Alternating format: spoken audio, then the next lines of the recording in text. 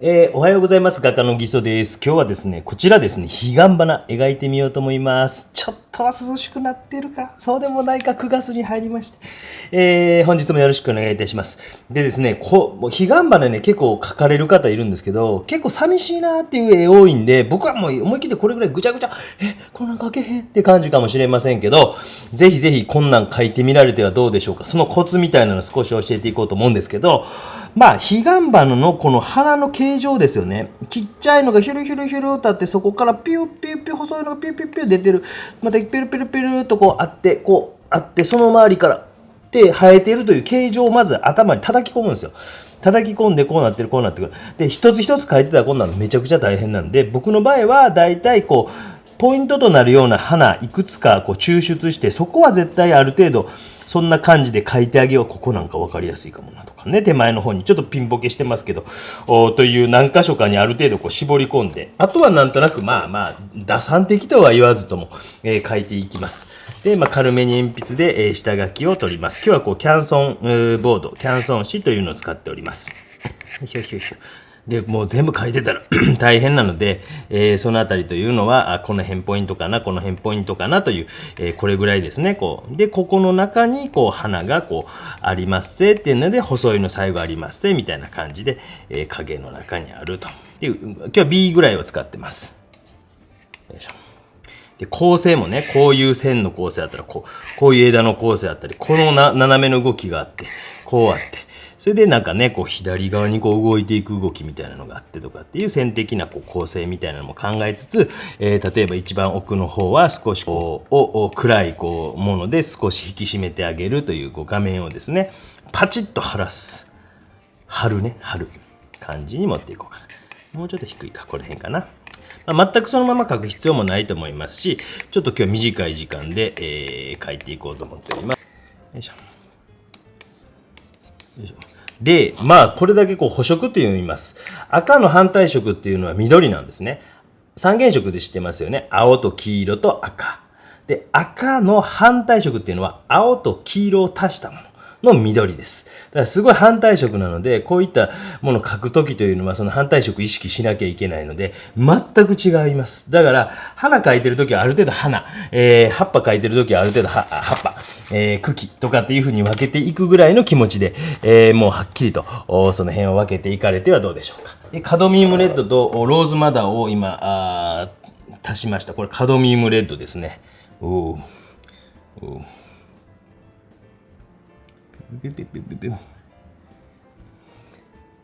で、後ろの方に見えてるのがローズマダーと。濃い色というのはローズマダーみたいなのを入れながらカドミウムレッドとですね。この辺は後ろの方の花。今完全にカドミウムレッドだけですけども、一番細いのは最後の方でいいかなと思います。まず花。それで手前のこういうとこね。で、一個。茎、くにゅ、くにゅ。で、細いの最後に角度して、くにゅ。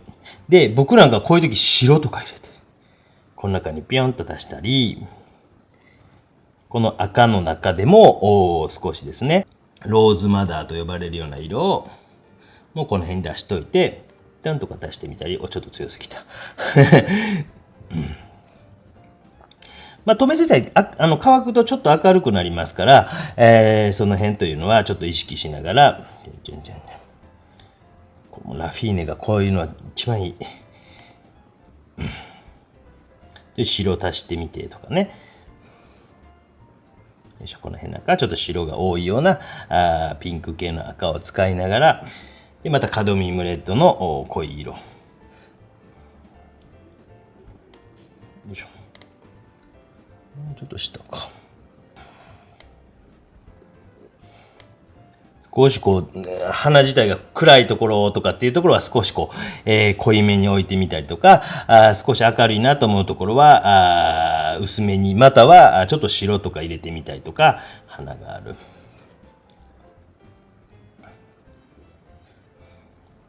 鬼講評というのをやっていると、皆さんの失敗のパターンを大体分かってきているので、おそらく彼岸花がバーッと送られてくると。もうその前に先んじてこちらも動画にしておく方が皆さんにとってはね、いいし、皆さんお題に困ったら、あれちょっと近くの彼岸花いっぱい咲いてるとこあったわとかね、地元のなんかで彼岸花こういうとこ咲いてますみたいなとこ行ってみるとかっていうのも手ですからね。で、後ろの方とかね、こういうとことかね。よいしょ。よいしょ。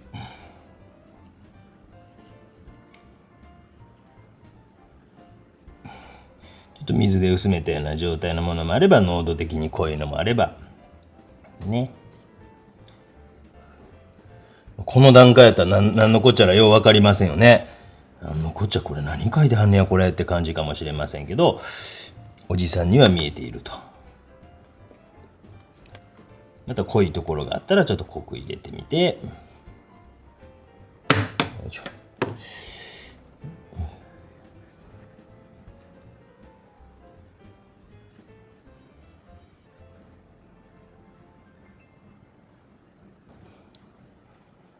で、1、2、3、1、2、3、1、2、3、1、2、3。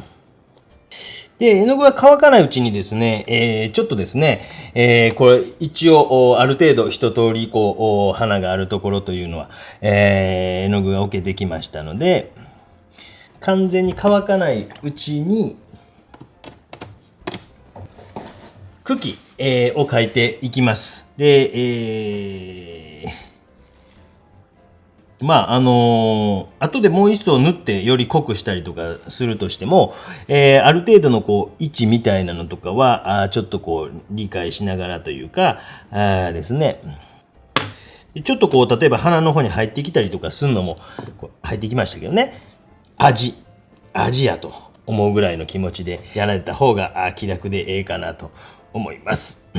でちょっと明るい目の茎とかを少しこう描いていってみたり、位置をねこの辺かな、全部は描けないですよ。で全部は描けないけどある程度雰囲気で描くところも出てきますけど、とりあえず位置。誰？うわ、トークン来た。トークン準備した？もう歯磨きした？どうしたん？はっちゃんにいじめられた。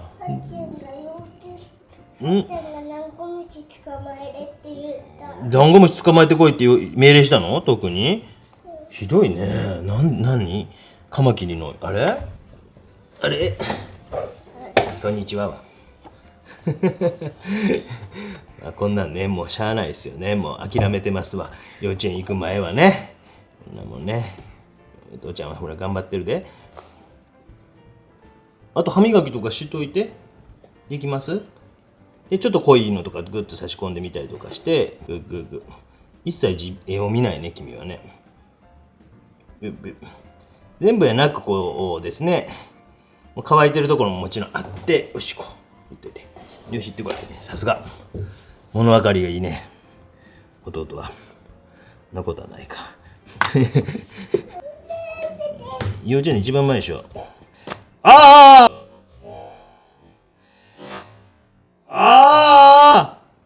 あセーフ。お顔拭いたらお顔すごい汗やで。よいしょ。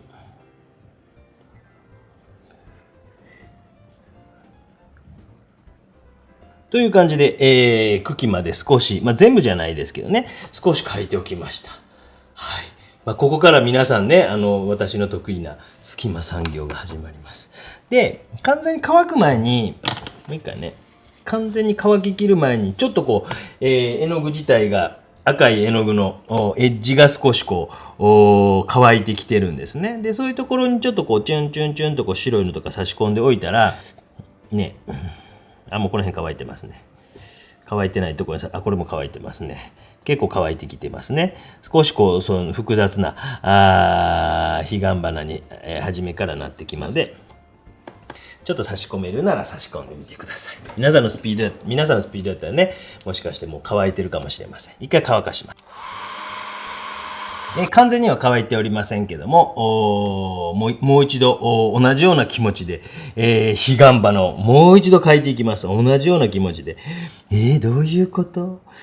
ね、この中にまたこう、彼岸花を描くぞぐらいの気持ちで、なるべくこう、鮮やかな色で、そうするとまた複雑になってきます。そして、茎なんていうのも完全に茎の上を通らないで、行くところとかね、なんていうの作りながら、茎のところの前を通ったり後ろを通ったりという感じで、描いていきます。うわー、複雑ですね。通ったり前を通ったり、後ろを通ったりと。皆さんね。また同じようにちょっと白を入れてみたとかですね。なるべく鮮やかさをこう赤い部分保ちたいので、あまりこう、なんていうのかな、緑のところに重なるとやっぱ汚くなるですよね。補色なんで。そういうところはあまり重なりすぎないように、それでもまた花を描いていく。うわー、難しいこと言われたわ。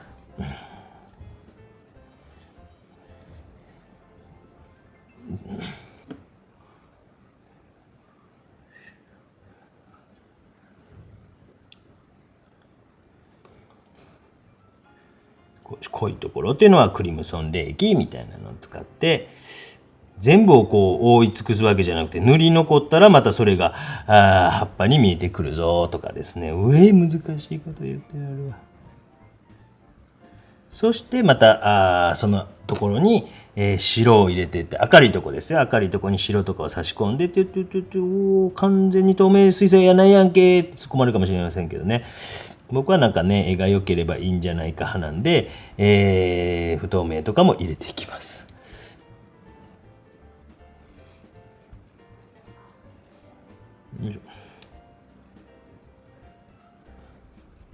透明水彩っていうのはやっぱりこう透明、こう不透明でこういうふうにやっていくっていうことももちろんできるんですけど、基本はやっぱ透明、重なってね、いくという画材ですからね。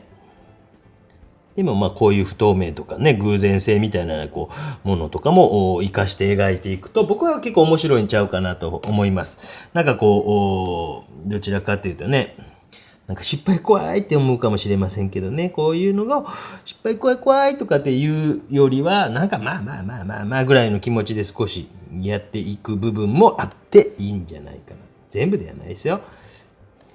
それが5年間、5年目に入りました YouTube をやりながら、自分自身もあまりこう、やってこなかった透明水彩と向き合ってきた私の今の現在の答えです。でもそれ考え方変わりましたしね。よく過去にこう言うたでしょって言われるんですけど、何でもそうなんですけど、やっぱりね、人間ってこう、進化したり退化したりするわけじゃないですか。考え方だってそうですよ。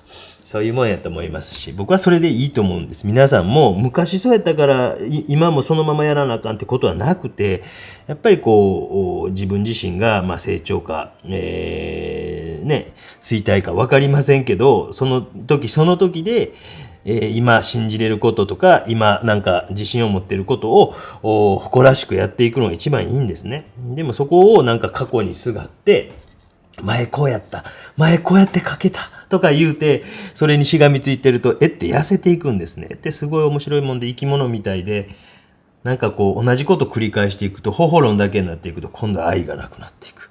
愛がなく、そうでしょ？皆さんの夫婦生活もどうですか？いつも新鮮ですか？ね、そういうことですよね。お友達、恋人との関係もどうですか？毎日同じ感じじゃつまらんでしょ？わかりませんが、我が家はどうか怒ってはるかもしれませんが、たまに旅行行ってみたりね、たまに美味しいもの食べ行ってみたりとかするでしょ。で、今度はですね、隙間に見えるですね、白い色残ってますよね。これ、ある程度一気に、埋めていこうと思います。埋めていく。まあ、初めに塗った緑色とかに被ってくるところもあっていいと思いますし、ある程度、向こうに見えている、赤がついていたからね、しっかりこの筆の色ね落として色みたいなのを少しこう隙間を埋めていきます。ジューッと。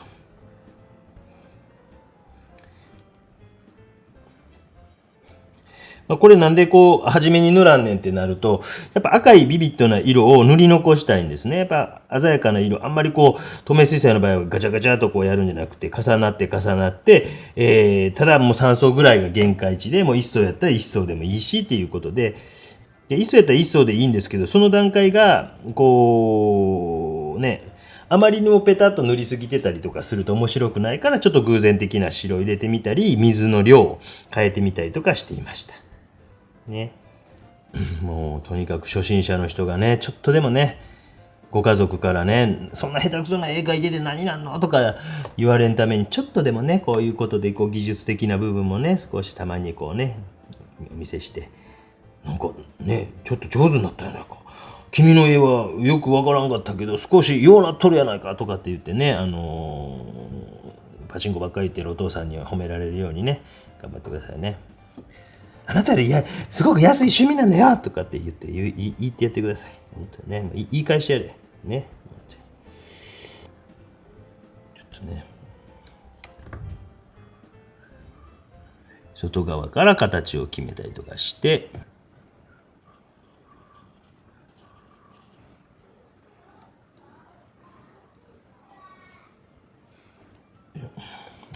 もっと濃くね、もっと濃く、もっと濃くやったら、もう、ここの乾かないうちにも足していく。こういうことが皆さんなかなかね、ウルトラマリン、バンドシェンナー、グッグ、隙間にね、グッグッグ。乾いてない色とかあって混ざり合うかもしれませんけど、それはそれで味と。隙間産業、隙間産業。よいしょ。よいしょ。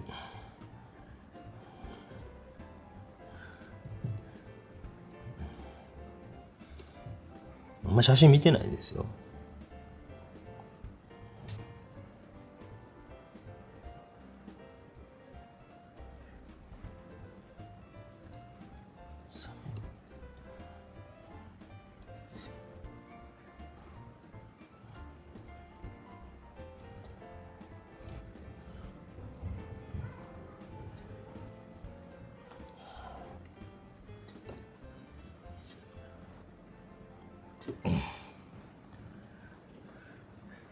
で、この花をちょっと手前にしたいんですけど、ちょっとこう、濃くなりすぎてしまった感あるので、少し白とかで、もう少しこう、浮かび上がらせておいて、で、周りですね。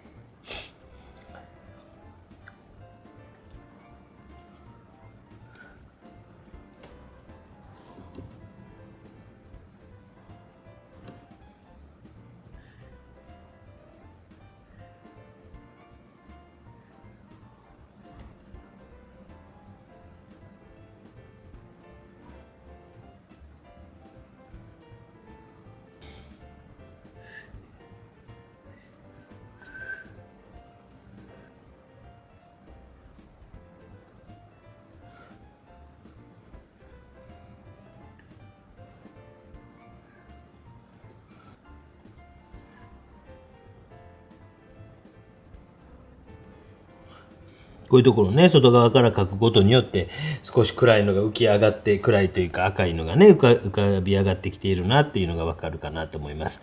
特にこう大事にするところっていうのは、大事に描いてあげやんといかんですよ。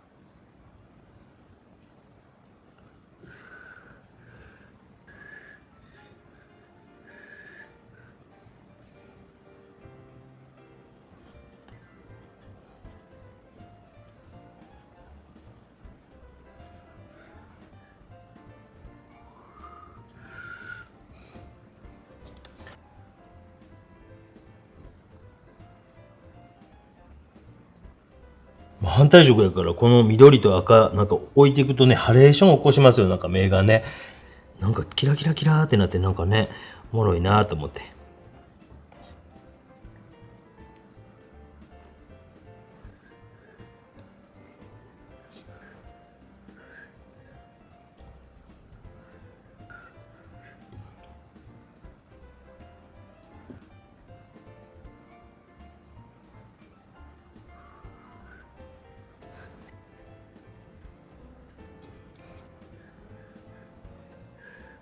という感じで、いかがだったでしょうか。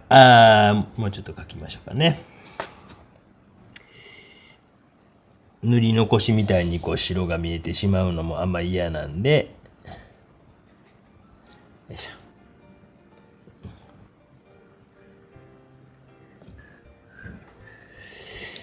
という感じで、いかがだったでしょうか。彼岸花。皆さんもね、こう描けるんじゃないかなと。またね、描ける詐欺が始まりましたけど、できるんじゃないですか。いかがでしょうか。よいしょ。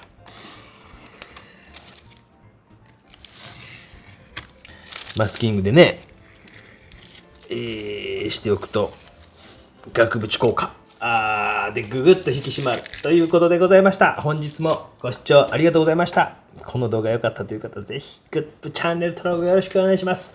ではチャンネル登録